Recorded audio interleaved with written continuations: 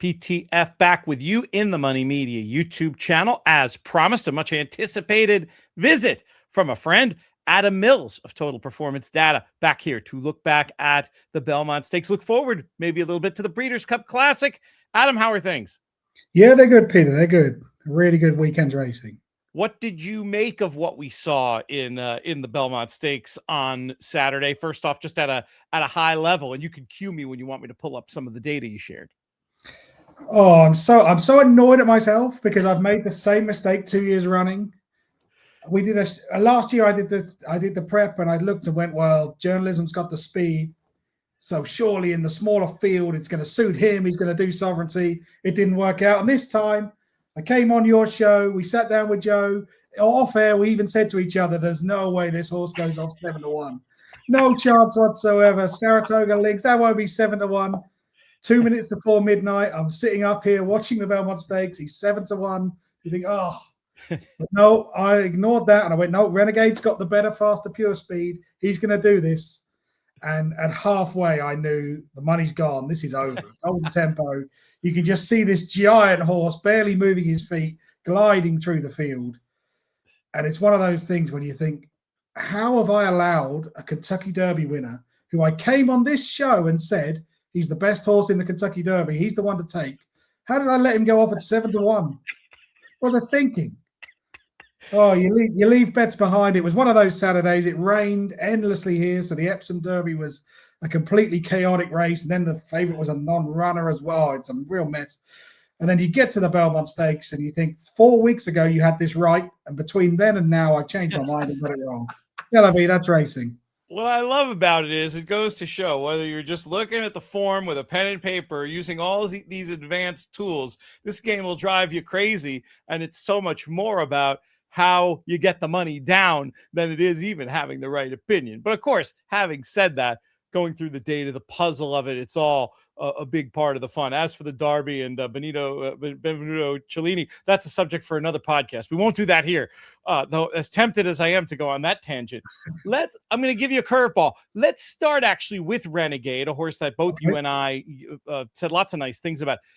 Does the advanced data give us any excuses as far as he goes? How does he look now to your eye coming out of this Belmont Stakes?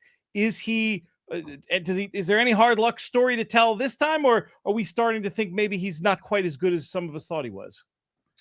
I think it's the latter. If you could bring up the graphic I sent you with the comparison. Now, what I did was I got our fastest tool and I isolated the race and just picked out the first three.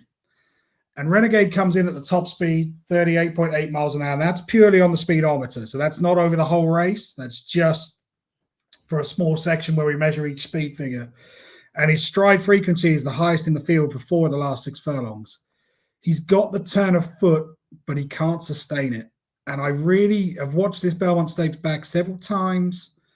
I can't find any excuses for him. I really can't. I could totally see the excuses in the Kentucky Derby, but in this race, there's just no excuses. At no point in the race did he run a fastest furlong. Not once. I'd be inclined to look at his stride frequency, and I'd be inclined to think, I wonder if he needs to go back in trip, whether they consider dropping him back to a mile. A strongly run mile might suit him best. But when you look at these horses and the way this race panned out, the pace basically lifts from halfway. Once they get into that 6th furlong, that's when all the horses accelerate.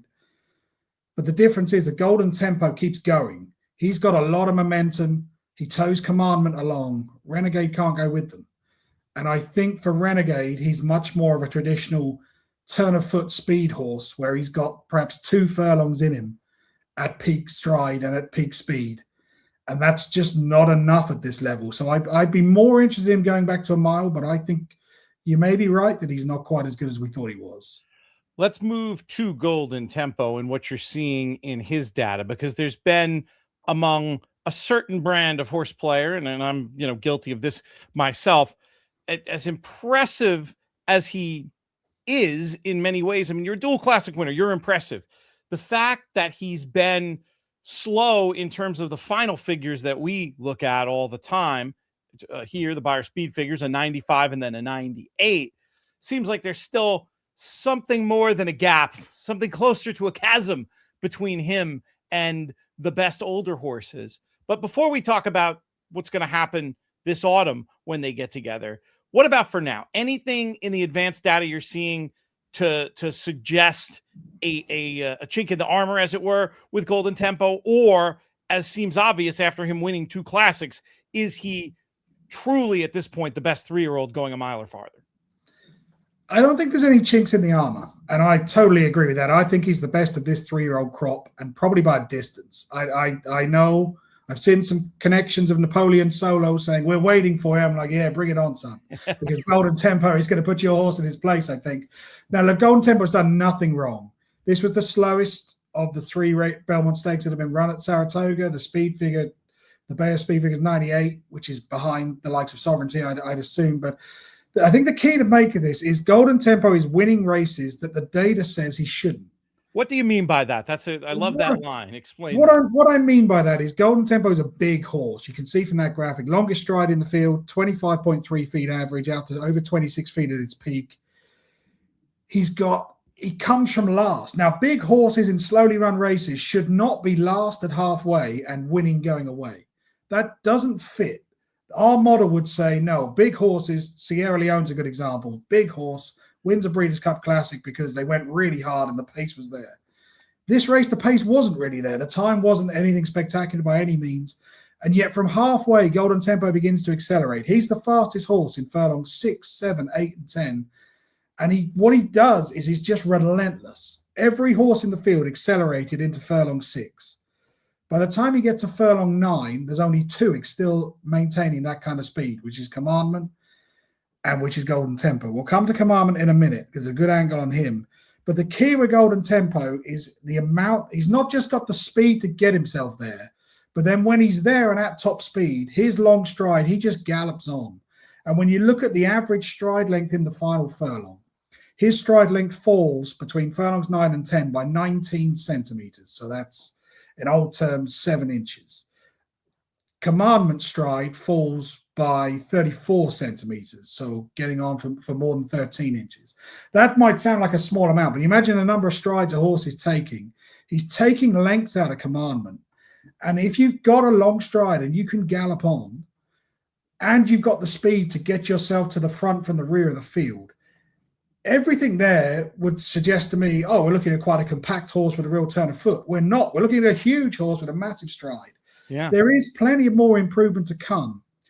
He is around a 10-1 shot for the Breeders' Cup Classic. Now, there's 2 ways of looking at that price. If it's win only, 10-1 is hit and miss. And I think if I was to insert Sovereignty into the graphic we're looking at, you'd see it go Sovereignty, Sovereignty, Sovereignty, Sovereignty, Sovereignty, all the way down. So he's not quite at that level yet. But I'd also argue that the horses he's running against are nowhere near that level. So you can't run fast times unless you've got good horses with you to tow the pace along. So there is a chance that this horse is going to improve significantly. The other point to make before we just finish on this graphic is Commandment. Commandment is definitely improved and he's gone back to his Florida form. But I think this is a career best from Commandment by miles. And the reason I think that is because his average stride length was only 23 feet. 23.23 it came out at. So every stride he takes, he's losing 2 feet to Golden Tempo. So the amount of energy he's had to use to even go with him for a furlong, let alone the whole distance of the Saratoga Straight, is enormous. This is an enormous run from Commandment, and his final quarter of a mile is only 0.15 seconds slower than the winner. That would have been enough to win the average Grade 1. By any means. Now, the difficulty he's going to have is I don't really see how he reverses all of this data with Golden Tempo. But the Golden Tempo won't always be there. And right. I looked at Commandment and I looked at his figures and I thought straight away, you may not win a Breeders' Cup Classic. You probably wouldn't win a Travers. But maybe something like going back to Gulfstream for the Pegasus next year. Mile and 1/8 might be more suitable, I'm guessing. Might be, but the other track, and I will want commission from this if they try to pull it off. But if he goes to the Saudi Cup, that track favors early speed and it massively favors horses with high stride frequencies and get out in there. Commandment would have a right chance in that kind of race. You should definitely add Commandment to your notes and your tracker, but only with the note adding the asterisk that he won't beat Golden Tempo. Interesting. And so you don't think the 1.25 miles is necessarily the problem for him, Commandment. It's No. he more has a Golden Tempo problem than a 10 furlong problem. But my hypothesis that he might be a little bit better at 9 doesn't fly in the face of what you're seeing either. No, because size makes less of a difference as you go down in trip. So I think if he went back to 9, it's going to be fine, because that furlong is fine. He's got the speed, he's got the ability to sustain the gallop. It's just size that got him beat at the weekend. You said something controversial that to the way that, our sort of orthodoxy of looking at the world and time figures and things, that I have to at least push back on a little bit, or they'll accuse me of a host fail, Adam. You said the idea that you talked about other horses being required in a field to run a certain time. That flies in the face of the whole Beyer methodology and the way that I've learned to use speed figures, which is that, you judge horses in dirt racing, especially where it's so attritional, by what they do against the clock. It's different than turf racing, where I think what you said is right. In turf racing, largely, that the form, the class, that comes more into play. But from what you've seen of data, and you've been looking at dirt racing a long time through the lens of the TPD data, is what I'm saying, do you really disagree with that? You really think that the quality of opposition affects the speed figure in dirt racing? I think it does. And I would base that on the fact that if you looked, you don't get it very often in the US, but if you got a race with only 2 runners, for example, there's no way you get a fast Beyer speed figure. You just simply wouldn't. Even if they were equally matched, you need that pace, you need the position. And there'll be those who live and die by those figures, and that's perfectly fine. That's a different way of doing it. But my argument would be the best figures come in the best races.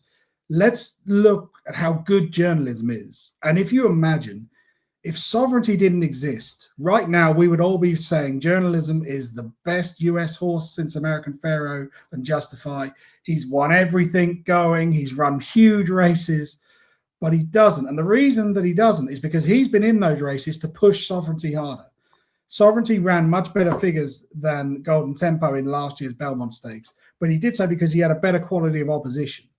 If I were to say to you, Pete, the winner of this year's Breeders' Cup Classic ran in the Belmont, you would say to me, well, that must be Golden Tempo. Surely there can't be anything else. And that would be my argument for it. If we can just switch very briefly before we finish to the Golden Tempo graphic, I just want to show you one thing that I think is important. Very often you will see summaries like this, which look at individual horses. So this is Golden Tempo compared to his peers. The average speed is obviously going to be the fastest because he was the first to cross the line. That average speed is just distance divided by time, very basic. The late speed is the final 2 furlongs. Well, he's the fastest finisher. And you're always going to get odd things there, because if your horse is 7th, the likelihood is your jockey's not giving as much effort as he would be in the first 2. The run-out speed is the key, 34 miles an hour. So 2 seconds after he's crossed the line, he's still going 34 miles an hour. So he's only 0.8 miles an hour slower than he was when he's being driven through the line by Jose Ortiz. So this is a horse that had a lot left. That speed, he didn't cross the line and drop out. He was able to gallop on. But I'd also think the most significant figure here is the top speed. So the top speed figure shows you that 38.4 miles an hour made him ninth in terms of top speed. So he's won this race from the back of the field in a race where the time wasn't that great. The Beyer figure was under 100, and he had the lowest top speed. So you could almost make the case and say he's won this without giving maximum effort, because he's gone through the line really strongly. He's finished the race really strongly, and he's at the slowest top speed figure. How good might this horse be when he's really got to give maximum effort? So for those of you thinking he can't win a Breeders' Cup Classic, don't give up the hope. I said to you when we reviewed the Kentucky Derby, the race I think Golden Tempo is most likely to win for the rest of this season is the Breeders' Cup Classic, because it will suit. I'm going to double down on that now. I think he might win the Travers because I'm not sure what else is going to turn up. But I'd be really optimistic that if he went to the Breeders' Cup Classic, I think the 10-1 price win is maybe just a little short, but we bet in each way terms. I don't think there's 3 horses better than him.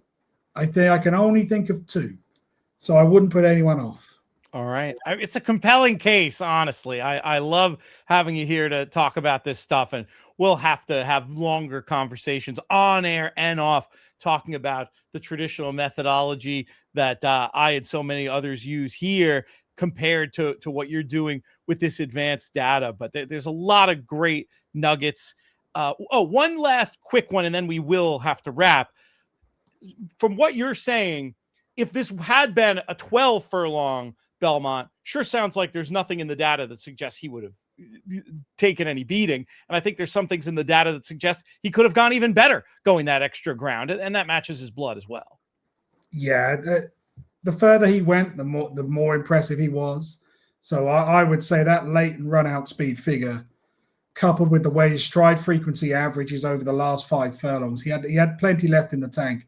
Had it been over 12 furlongs, I think the winning margin would have trebled.